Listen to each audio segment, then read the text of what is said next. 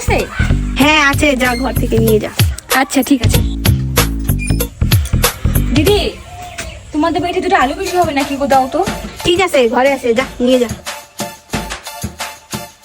বাড়িতে আজকে লঙ্কাও নাই, কালকে ঝুনুদের বাড়ি লঙ্কা আনছে, যাই বলি পিতিকে লঙ্কা আনতে। পিতি পিতি এদিকে আসো তো, যা তো ঝুনু কাকিদের বাড়ি থেকে কয়টা লঙ্কা নিয়ে আয়। ঠিক আছে, যাচ্ছি।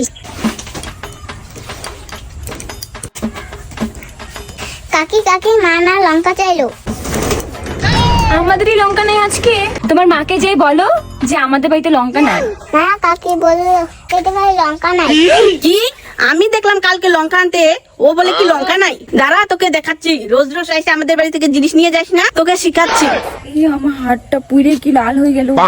দিদি দিদি দেখো না, আমার হাতটা একদম পুরো লাল হয়ে গেছে। কই কই দেখি দেখি, সত্যি তো একদম পাকা লঙ্কার মতো লাল হয়ে গেছে। লঙ্কার যে দাম কারো কাছে চাইলে পাওয়াও যায় না। দিদি কি হয়েছে, ঠিক আছে কেন? আর বলিস না, ও যা ধানি লঙ্কা হয়েছে, একবারে কাঁচা লঙ্কার মতো ঝাল। তাও ঠিক আছে, কাঁচা লঙ্কা হয়েছে তাও ভালো হয়েছে। কাঁচা লঙ্কা চাইলে কারো কাছে তো পাওয়া যায় না।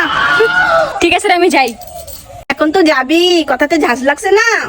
দিদি তো আমার উপর রাইগা আছে, যাই একটু পায়েস দিয়ে আসি, তাহলে মনটা হয়তো একটু ভালো হবে। খাইলাম মিষ্টি তো হয়েছে, কিন্তু ও যে মিষ্টি খায় আর একটু চিনি মিশাই, তাহলে আর একটু ভালো হবে।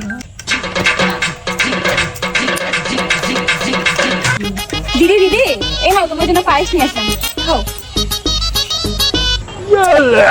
কিরে পায়েসটাই কি লঙ্কা দিছিস নাকি? ঝাল ঝাল করতেছে। ওহো, লঙ্কা যে দাম, পায়েসে কি আবার লঙ্কা দিবি নি? ওই দাঁড়া তো, দাঁড়া দাঁড়া, এই নে।